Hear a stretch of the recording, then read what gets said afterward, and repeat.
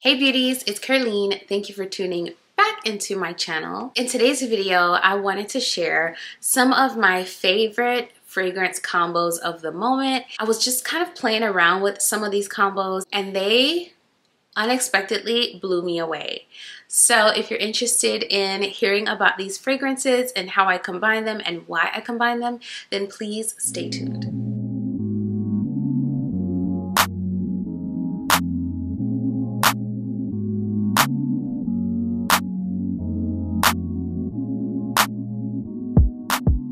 Hey friend, welcome back. I cannot wait to share these fragrance combos with you. So thank you for tuning back in.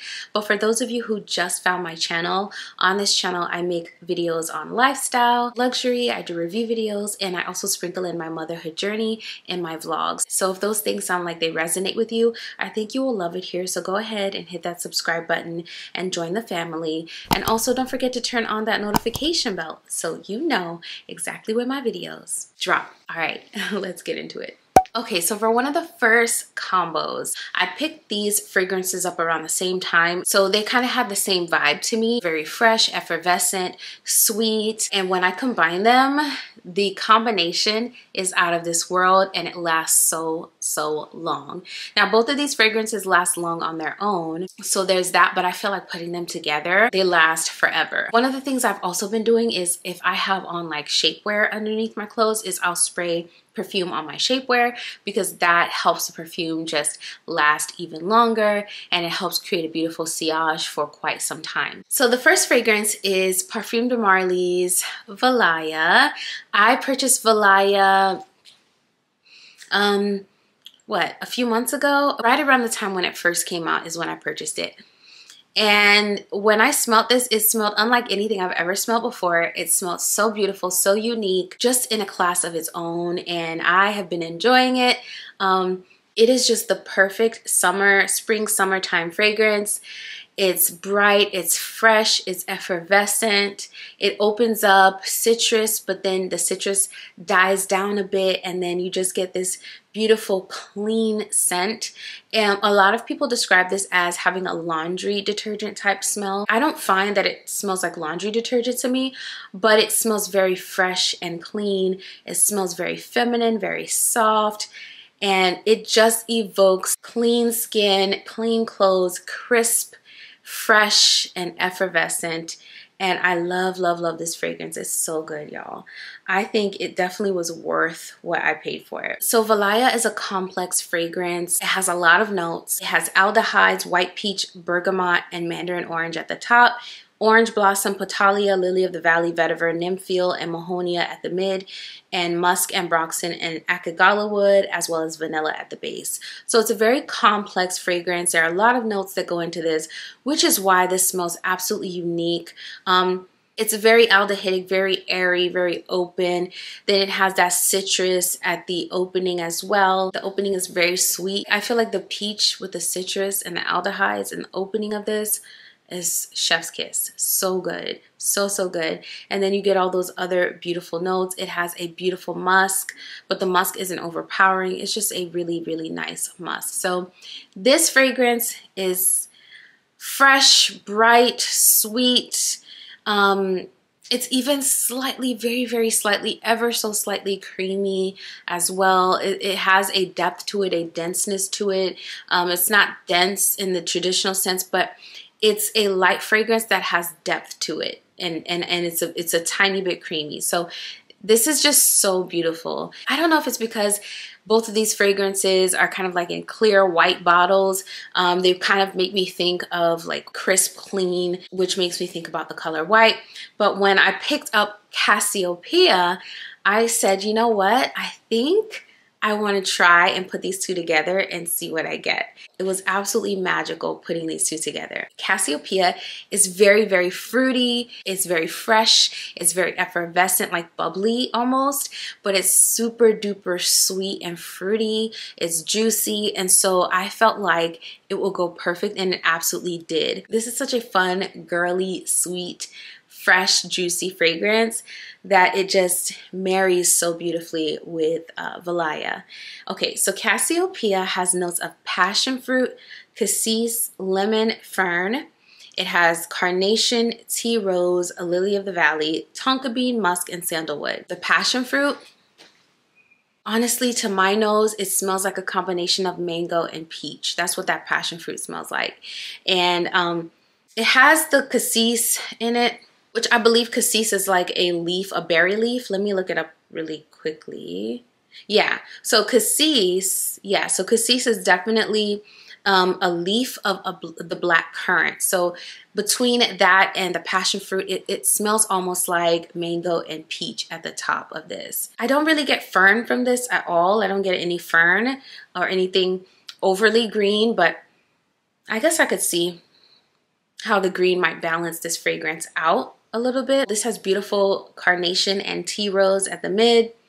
And the lily of the valley, I feel like, is what makes this juicy, what keeps it juicy and fresh and effervescent, because lily of the valley is a very watery type of fragrance note. And then you have the musk and the sandalwood and the tonka bean, which gives this a creamy base, a beautiful creamy base. So together, these two are quite magical, quite beautiful, perfect, perfect, perfect. What this does to this for me is, if I put this on first, put this on after, this sweetens this fragrance up and makes it even more creamy. And then if I put this on first and put this on after, it gives it a more fresh, a more citrusy vibe. And so I love these two together. They are so, so good. Okay, so now for my next combo. My next combo is a true summertime combination. These two fragrances have a solar vibe to them, and I think they are beautiful together. They're a match made in heaven. And the fragrances I'm talking about are Lys 41 by Le Labo and Coconut Sun by the Seven Virtues. So good, y'all. Perfect pair, perfect match. So let's talk about Lys 41. Lys 41, I am absolutely in love with this fragrance. I got it back in May and you can already see the dent. I'm enamored with this fragrance. It is so good. It's my perfect fragrance. Honestly, I don't think I have a signature scent, but if I were to pinpoint or name a signature scent, it would be this right here. So Lys 41 has tuberose, lily, jasmine, vanilla, musk, and woody notes. This fragrance is very tuberose forward in my opinion, but the other florals kind of balance the tuberose out and help keep it from getting too heady. I also love the combination of vanilla and musk they have in this. The dose that they put in this makes this also a beautiful creamy and sweet tuberose forward fragrance. It is so good. The woody notes are not very prominent to my nose. They're there. I can tell they're there, but they're not very forward. What's forward to me is that sweetness from the vanilla, that musk, that tuberose, and then like a mix between the jasmine and the lily. There's something else in there. It's not just tuberose. You can smell the other florals, but it's tuberose forward, and it's sweet and it's creamy. The interesting thing about this fragrance is, although it's like a tuberose, it's sweet, it's creamy, you would think that it would be really, really heavy, but it's also very light. It's not as light as an aldehydic fragrance like the ones I talked about before, but it's perfect for springtime, and I've been loving it this summer as well, even in the sometimes 100-degree weather in Florida. So this is just so ladylike, and it makes me feel very pretty. It makes me feel very classy. It is a more mature scent, but it's not overly mature. It's still very youthful. And if you mix it with something like Coconut Sun, it becomes even more youthful. So like I said, Coconut Sun and this is just great together. Coconut Sun is a beautiful solar type fragrance that has a beautiful jasmine in it. So it's sweet, it's creamy, but it still has that jasmine. It's very jasmine forward, which was surprising to me. I didn't think it was going to be as jasmine forward as it is, but when I sprayed it on, like literally that's all I could smell. That was the first note my nose picked up. So let's look at Coconut Sun's accord. Coconut Sun has notes of coconut water, citruses at the top, frangipani, sea salt, Egyptian jasmine, and rose at the mid, and then vanilla at the base. So I get that coconut water. I get very, very light citruses, nothing too crazy, nothing overpowering. I get that salty vibe, which is also present in Lease 41 as well. Lease 41 has a salt beach-like vibe. So that's why I say they're both kind of solar, because this has a little salty quality, even though that's not one of the notes that are listed. But Coconut Sun does have that salt note, which makes it very solar. And then that beautiful jasmine is what my nose picks up, and then the vanilla makes it sweet and very creamy. So both of these have beautiful white florals. So tuberose, lily, jasmine. Although this one has a frangipani, I think the white florals complement each other so well, and then the creamy and sweet base notes make these a perfect pair. So I love this fragrance combo. It is absolutely gorgeous. So my last combo is one that I just discovered. I wanted to save this one for last because I literally wore this last night and it blew me away. Are you ready? Get ready for the most sweet, creamy, irresistible, long-lasting, soft, feminine fragrance combo you have smelled in a long, long time. The fragrance combo I'm talking about that completely blew me out of the water when I put it on last night was Burberry Her Elixir and Bond No. 9's Tribeca. Y'all, this fragrance combo right here, it blew me away. Literally blew me away. Actually, this is going to be my scent of the day. Blew me out of the water. I'll tell you what I got when I put the two together. But first, let's talk about each individual one. Okay, so Burberry Her Elixir. This fragrance has become a bedtime staple for me because it's so soft, slightly powdery, it's sweet, it's creamy, it's so feminine, it's so girly. This gives me Barbie vibes. It was in one of my shorts where I talked about Barbie type perfumes. This is the quintessential Barbie-like perfume, not just because the bottle is the color pink, but the juice inside evokes the color pink. I would imagine the juice is pink itself. Burberry Her Elixir has notes of strawberry and blackberry at the top. At the mid it has jasmine, and then at the base it has vanilla, amber, and sandalwood. I don't know where that slightly powdery vibe comes from, but let me look at the accords. This is, yeah, powdery is in the accords. It has it's fruity, it's sweet, it's vanilla, it's powdery, it's amber, and it's woody, and it's white floral. Oh my goodness, y'all. This fragrance is, it's a sweet, creamy, powdery, juicy, but not overly juicy or overly fruity type fragrance. And a lot of people describe this as a strawberry smoothie. And smoothie, I think, is the perfect word to think about this, because when you think about a smoothie, it's not like pure juice. It has some sort of creamy, it has like a creamy element, whether it's banana or milk or both, and then you add the fruit. So that's what this is. This is a smoothie of a fragrance. It is slightly powdery, which keeps it very light and prevents it from getting too heavy.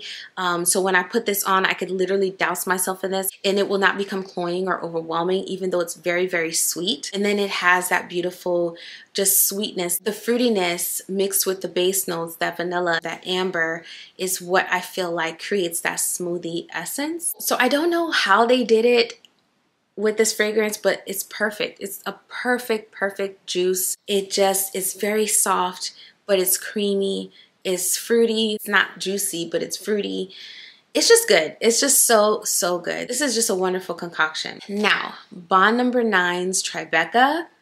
I love this. The more I wore it, the more I realized it's a very nice unisex fragrance. I could see both men and women wearing this, but it's not unisex in the sense that it smells masculine. There is no masculine. It's just something that's universal. And no matter what type of fragrance profile you like, you will probably really love this. So instead of calling this unisex, I'll say this is universal.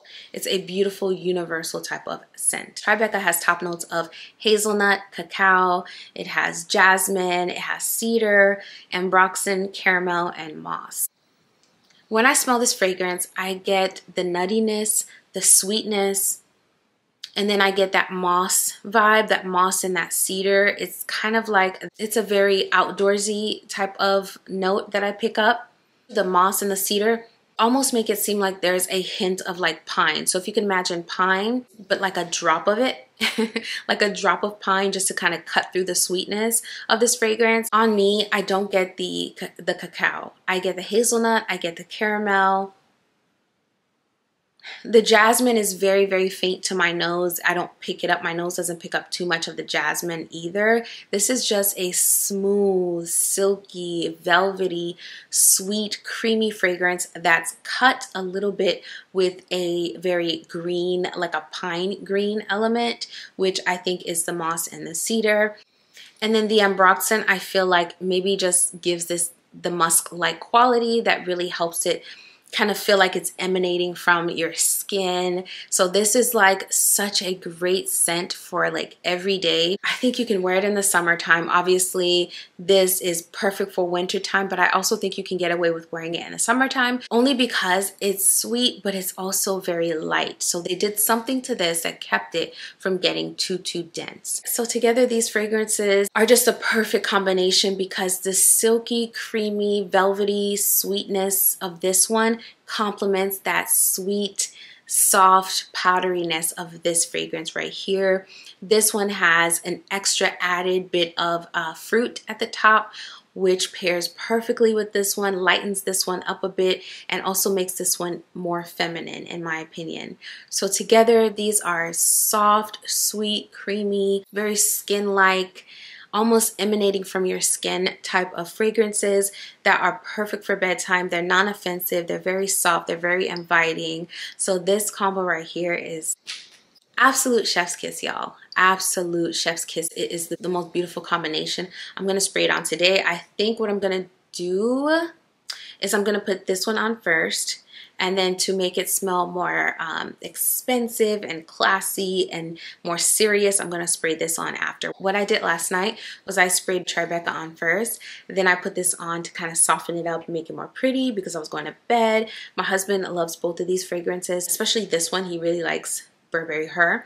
So I wanted to spray this on top so that it was more forward. But today I think I'm going to do the reverse. I'm going to spray this one on first and then this one on afterwards to kind of make it more serious and more expensive smelling.